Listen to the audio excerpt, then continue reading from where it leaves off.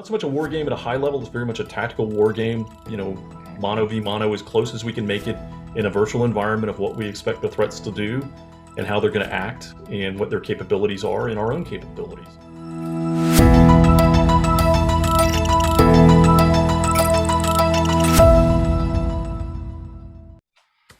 Hello, everyone. Welcome to Aerospace Corporation's Space Policy Show. I'm Colleen Stover with the Center for Space Policy and Strategy. So we've definitely touched upon workforce in just about all of the shows in this current 6-part season we have on contested space. But in this episode, we're really going to dive deeper with our special guest, Stuart Pettis. He's current Director of STEM Education Programs at the Air and Space Forces Association, newly renamed to add space in there. He's retired from the Air Force after 27 years. So welcome, Stu. Thanks so much for coming today. Oh, my pleasure, Colleen. Thank you. And we also have, I'm a bit of a minority on this show, but we also have retired from the Air Force after 24 years. I'm pleased to welcome Lena Cashin. She's now a partner with the Center for Space Policy and Strategy, and you're supporting US Stratcom. Is that right, in Nebraska? Lena? Yes, thanks, Colleen. Yes, it's a pleasure to be here and to talk to my fellow colleague, Stu Pettis. So thank you so much.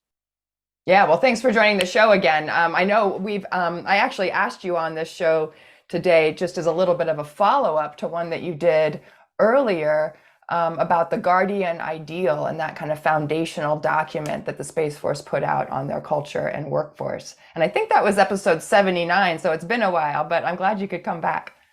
Thank you. So Stu, I'm going to start off with just a nice general question to ease us into it, but I wanted you to briefly introduce yourself and, tell our audience why you do what you do. Well, interesting question. So as you said, I oversee the Air and Space Forces Association's we have two STEM programs, Cyber Patriot and Stellar Explorers, which are high school and middle school STEM education programs. And I've been doing that for about 2 years. Prior to that, I'd actually served 29 years in the Air Force. Though when I retired, I was actually working for the space, 29, yeah.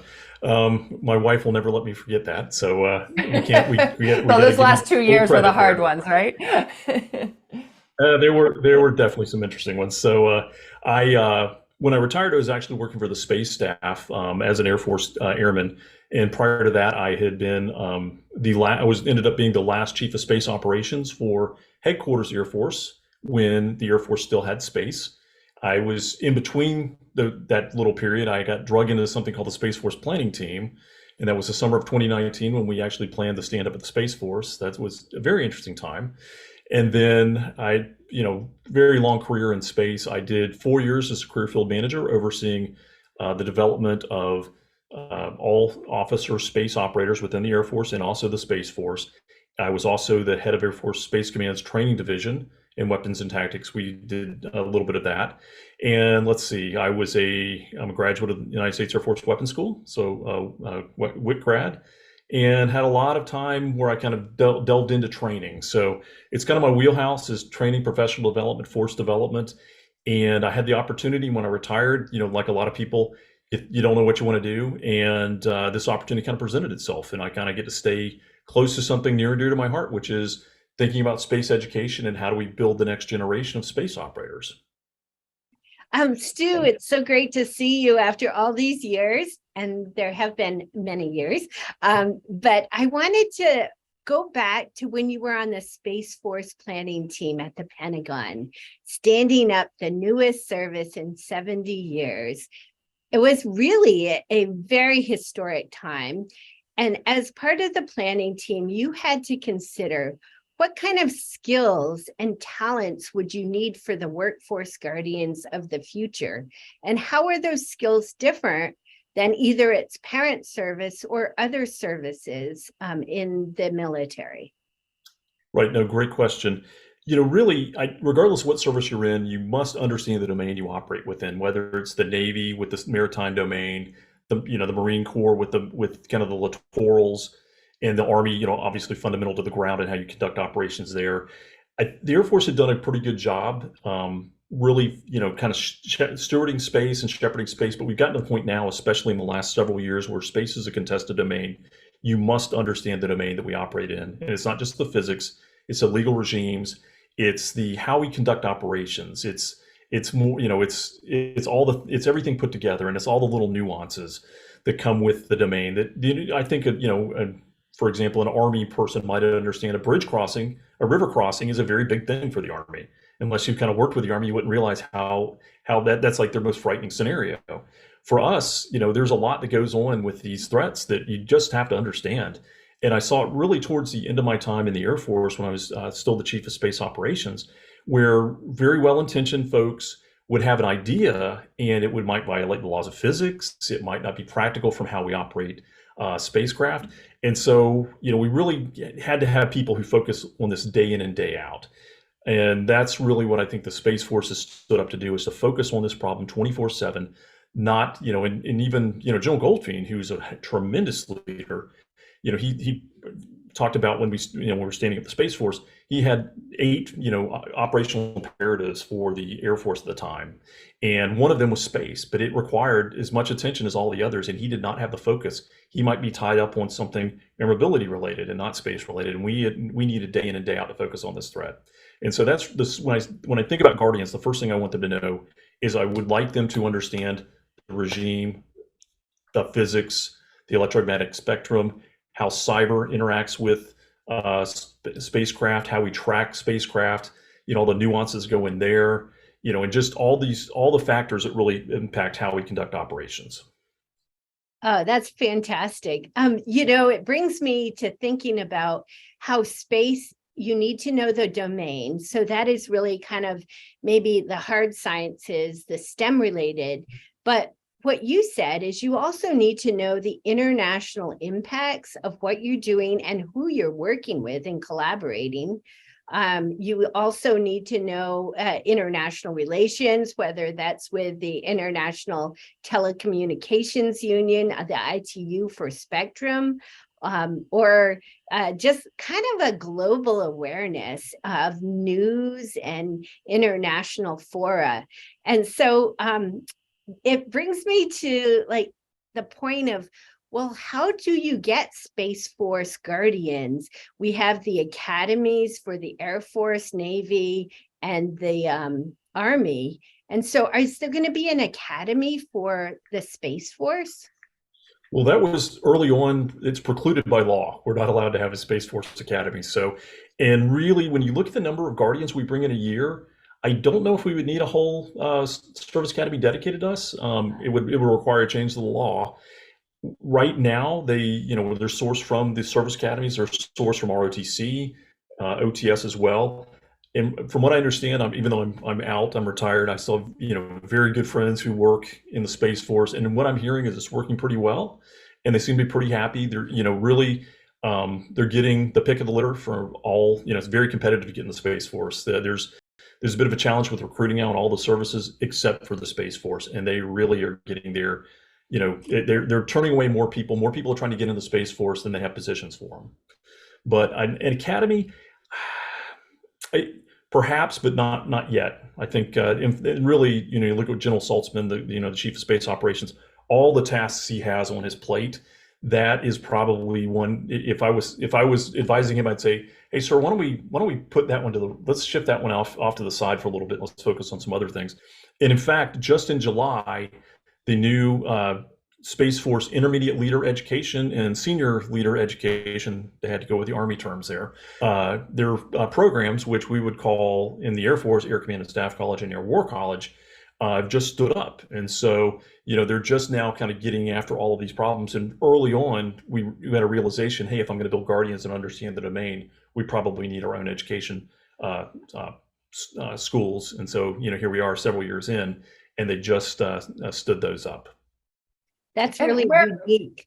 Oh, go ahead, Colleen. Yeah, where are those schools located? Because I know Space Force is also partnered with Johns Hopkins, right? That's the programs. So they're partnering with Johns Hopkins. My understanding is it's actually not the Johns Hopkins campus in Baltimore. Is SACE, and it's the School of I forget what SACE stands for off the top of my head, but SACE, it's their campus in Washington D.C. And it's actually a pretty neat opportunity because all the senior leaders are here. You have Yeah. Congress here. You have a lot of think tanks here, and most importantly, as a guy who used to have to do force development, um, most assignments after school are going to be in the NCR, either on the joint staff or the space staff. In the So it saves national you one, capital region. Yeah. exactly. So it saves you one PCS, permanent change of station, and yeah, you recruit the person, you retain the families, and that's a great opportunity as one last move for the spouses and the families. Well, that's Yeah. fantastic. So what else, where else do the Guardians go for training Sure. besides the intermediate and the senior service schools? Sure. So there's still undergraduate space training. That's still at Vandenberg. That's for the operators.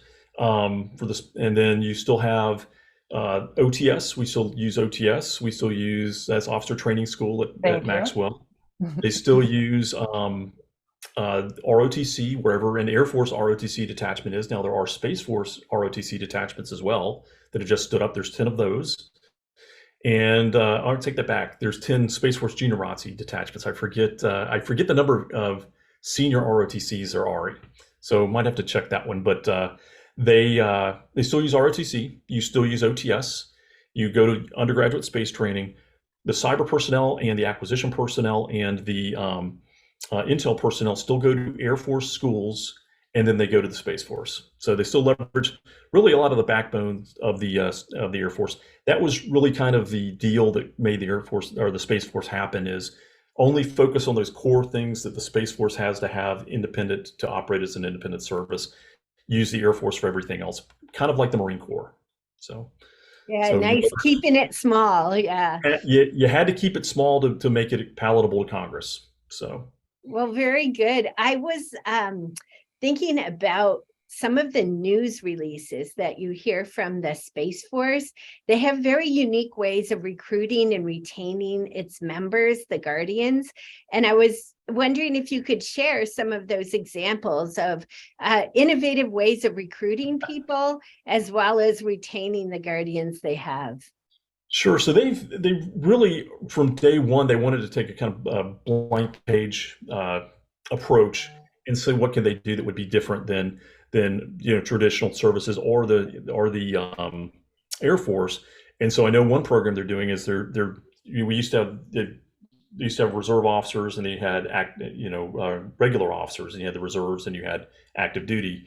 They're blending those two, and they're going to use a model. It's called the Australian model because it's how the Australian military operates, where the Air Force has programs where you can take a sabbatical. If you're a new mother, you can take a year off, and you can, you don't get penalized by recruiting. You basically move your year group back, so you're not competing with people who have an extra year of experience. They're going to try to eliminate that need by allowing you to kind of flow in and out of active duty. Now that's going to implement this coming year. It'll be challenging. I'll be honest. When I first heard about it, I scratched my head a little bit. But I know the intent is pure and it's going to be good. It precludes the need to have to, if it's very hard if you transition to the reserves, it's almost impossible to get back on active duty. It's exceptionally challenging. This should kind of take away that artificial barrier. That's the first one that jumps out. Now, the National Guard is still in play as well. That's another way to kind of retain talent. I'm a huge fan, been a very big advocate for the National Guard because it's ultimately cheaper and it also gives you a lot of surge capacity. So they're doing those. Recruiting, they've talked about bringing people in on higher grades. So if you're very experienced in the civil sector, they'll bring you on at a higher grade, kind of like you would do with a doctor. If you're a surgeon and you decide to join the Air Force and be a surgeon, you can come in as a full colonel. So I don't think they're going to go that extreme, but there's been talk about that. I'll be honest, I've been a little bit on the periphery of these discussions, kind of watching what's going on. I have some strong opinions, but very optimistic that these programs are going to work out. They've got a great team that's working this. Really, I guess there's no crazy idea. They'll consider almost everything, and they're really winnowing down on some things that might be some big wins.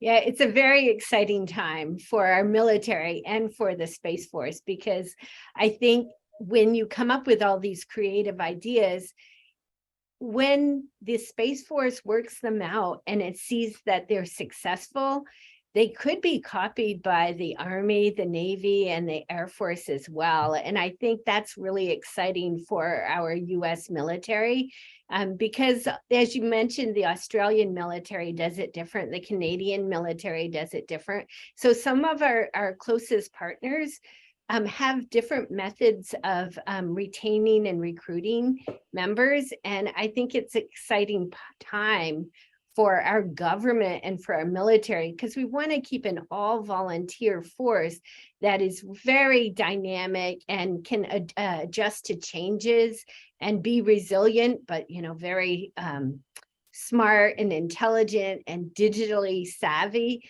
So, well, that's awesome. I'm very excited for the Space Force. I know Colleen wants to talk to you about some of your STEM activities as well as the workforce and how to bring a diverse workforce into the space enterprise.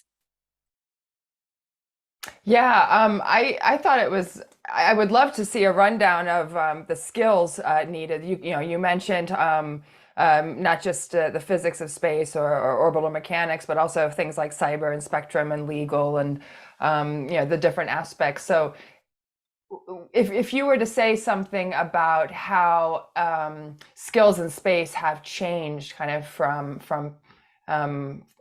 past to today to what they might be in the future, if you were to look in your magic ball there, then what do you think, how would you describe that for people? Gosh, well, I think so, there's goodness and badness sometimes being associated with the Air Force. And one of the things that I didn't appreciate, I worked kind of hard to kind of address when I was over, as crew field manager and chief of training, was you can't be wedded to a checklist that tells you what to do. At a certain point, the most valuable asset you have as a human being is your brain, so use it. So there's a checklist, there's a checklist culture in certain aspects of the Air Force that we inherited, and it was read a step, do a step, eat a banana. We can't do that. You have to think for yourself. I'm sorry, say it again. And what a banana? Read a step, do a step, eat a banana. Lena's okay. Smiling, and she knows exactly what I'm talking about. But basically, it's very common. Yes. What that means is don't think for yourself. Just do what I've told you to do in a checklist, which is great if you have a checklist for it. But this is a dynamic, changing environment, and you might see something you haven't seen before. And if I'm recruiting someone with a STEM education, it's because I want that level of understanding. So really, if I'm going to have someone think for themselves and really think dynamically, you're going to have to give them some very rigorous training, hopefully in a high fidelity simulator, a simulated environment. And there's that's a huge priority for the Space Force. There's something called the National Space Test and Training Complex, which will hopefully replicate a threat environment. Something I'm exceptionally proud of when I was chief of training was we stood up something called Space Flag. It was going to be modeled on Red Flag. And by the way, the reason why it was called Space Flag is we could never come up with a better name. So it just kind of stuck. So here we are. And so this is a simulated war game. It's a simulated, it's not so much a war game at a high level. It's very much a tactical war game, okay. Mono v mono, as close as we can make it in a virtual environment of what we expect the threats to do and how they're going to act and what their capabilities are and our own capabilities. And so, we allow young, captains and lieutenants and NCOs to go into a simulated environment, and there's no bad result. As long as they're learning from what they're doing and we're getting better each time, that's good. And that's really kind of unleashing that education that we want from our guardians. So yeah, because there is a difference between education and training, right? because there's going to be that, there's the whole STEM and pulling people up from that kind of K through 12 and university environment. But also the on-the-job training that takes continuous. We've never had a war in space, if you will. So the simulations are. Can you introduce joint? Is that like introducing the joint fight as well as our allies and coalition? Yeah, that was towards the end of the end of the time that I oversaw it.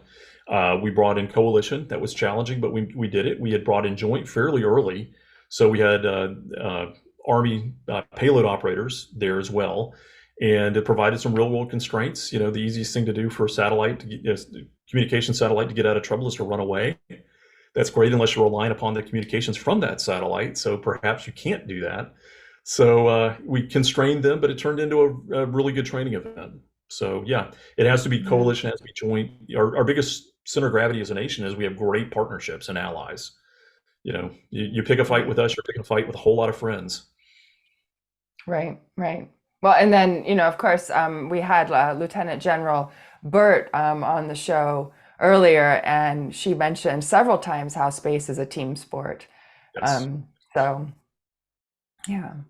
She's good people. She was actually one of my instructors at the weapons school, and I never let her live that down. So yeah, she's good people and a warrior through and through. So, Lena, do you have any follow-on that, or?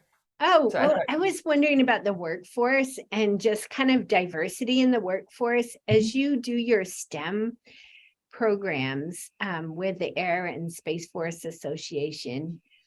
How do you ensure that you get diverse young students to join in your activities? Yeah, I'll kind of talk a little bit about what I'm doing now. So when I retired, I got recruited by the Air and Space Forces Association to oversee. They have two STEM education programs. One is Cyber Patriot. We're starting our 16th year. And we have another one called Stellar Explorers, which is a space STEM design education, and it's starting in its 6th year. They're both, Cyber Patriot had about 20,000 students last year participating, all 50 states, US territories, and DoD schools overseas. And then Stellar Explorers had about 2,000, and it's most states and some DoD schools, so it has a little bit of room for growth, but it's still newer relative to the other program. And so Cyber Patriot is a cyber defense competition. We put a team of 4 to 6 students together. They operate as the head of IT for a small company, and we hit them with every vulnerability we can think of. We teach them 2 flavors of Linux, Microsoft operating system, and Cisco routers. And it's also, it's a cyber defense competition, but it's also a teamwork competition because you got to learn to work together as a team. And I'll tell you, sometimes engineers aren't the best team players. So the joke is we create extroverted engineers, so they're looking at other people's shoes and not their own. And then are these clubs that are kind of sponsored at different high schools, or? Exactly. So in a couple of instances, it's an actual class activity. So they do take it as a class, but 9 times out of 10, it's after school, and their science teacher says, "Hey, would you like to do this?" And they get a team together. And we had 5,254 teams for Cyber Patriot last year, about 1,000 in California, and it's really fun. Stellar Explorers is a space design competition, same sort of concept. And when we start with 5,264 teams, then you winnow your way down, and we bring the top 28 teams to an in-person national competition and finals, and actually in Bethesda, Maryland. And they get to compete against each other in person, and we actually have a red team there in person. It's made up from folks from Cisco who do this for a living, and it's pretty amazing. For both that, and then when I was in the Air Force and the Space Force doing professional development, I paid a lot of close attention to my demographics. And I guess the good news is for both the services and my STEM competitions, I have better female participation than female participation in STEM. But there's only about 21% of the STEM workforce is female. So that's not a tough target to beat. And so I really try to focus on that a lot. I'll tell you, we are woefully missed, and I can't speak to the Space Force right now because I haven't seen those numbers in a while. But I know for a little while, when in the Air Force, we're underrepresented in African American men, and then in my STEM competitions, I'm underrepresented in African American men and women. And so one thing I have for Air and Space Forces Association is I have the ability to make partnerships. So we partner with the National Society of Black Engineers, the Society of Professional Hispanic Engineers, and really try to work with them to try to encourage folks to, see that STEM is for them. And I think that's the biggest thing. And one thing I really love about AFA is by focusing, if you can convince a kid who's a freshman in high school that they can do cyber, the click, they might not like math. And it's funny, a lot of friends, I know engineers who do this in the industry, and they say, I don't like math either, but I'm really good at puzzles. And I really like, solving a problem. And so, they will even, when they get a chance to mentor these kids, they'll say, yeah, just take the bare minimum of math to get through the program, but focus on, focus on, learning and doing. And it was kind of funny that you kind of touched on this, Lena, the difference between, the education is great, doing is better. And even in industry, the guys I know who were hire young college students, they want to see if they have certifications, because it's great if you can learn about it, but can you actually do it? And so if we can encourage, through representation by having, a young African American computer science major who's working for industry now, go and mentor a team. And all of our teams, one of the neat things they have is all of our teams have mentors.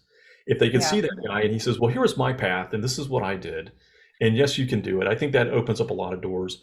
And that role modeling, just the role modeling in general, right? Which kind of, I mean, you're talking about these programs, and I'm thinking, okay, so getting them interested, but which is all great, but we also know that one of the kind of continuing issues is retention, right? So it's not just getting them interested in middle school, but being able to carry that through to the end of high school, to paying for college, to getting out of college, and then once you get them into the workforce, actually retaining them in that sector. If it's going to be, for example, defense space sector, then how do you compete with I don't know, SpaceX or some other industry that's a little bit sexier? So I'm wondering what Space Force is doing with that in terms of retention for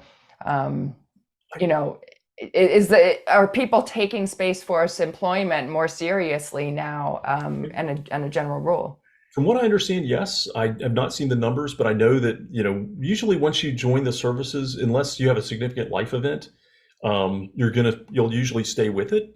And quite honestly, in my Air and Space Forces Association hat, I always joke, I don't care if you go into the Space Force or the Air Force or industry, because we need great people in industry building the systems that the services are going to operate.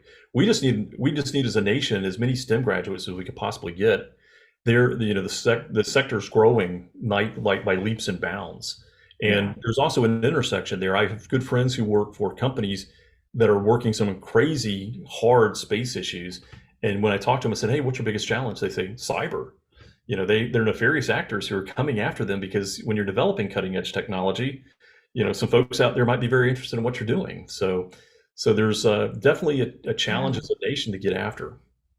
And I mean, cyber is something you can get trained up on pretty quickly too, in terms of trying to get some of the workforce, the current workforce, beefed up a little bit. Yep. So, and you don't necessarily need a degree to participate in either sector. Well, that's it. If you can get, one of my, I'm not allowed to have favorites, but one of my favorite graduates of Cyber Patriot, he came from very modest circumstances. He made it to the national finals, and he chose to not go to college, even though he had a full scholarship ride. He just kind of wanted to get his life started. And so he, had all of his certifications, went to work in industry. Industry paid for him to go get his degree, came back working for these companies. He's pulling mid-six figures now, making more money than perhaps all of us.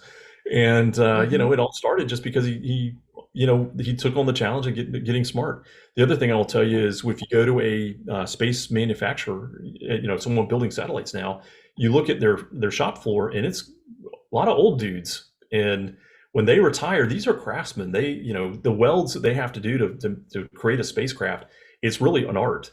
And where are those next generation of folks coming along?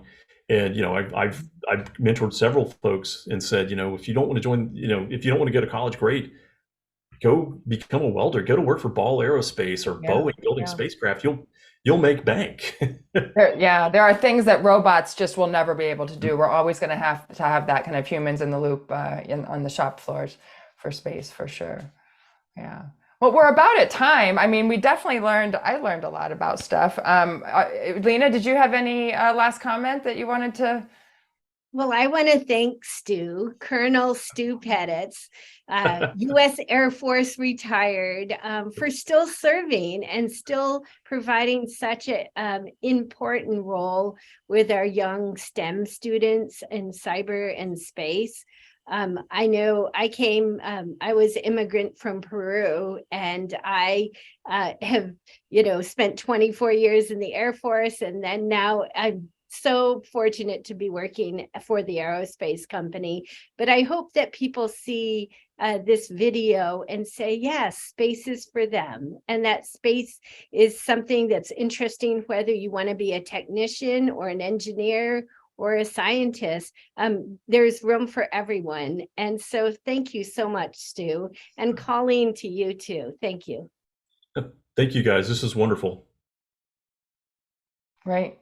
All right, so I want to thank you guys too. I always try to put these together with some interesting, stimulating people, and you guys certainly pulled through on that.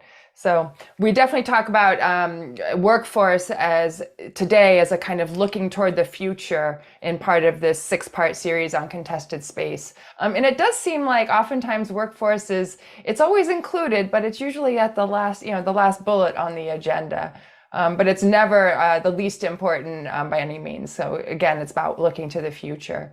You have to kind of see where you are to understand where you need to go.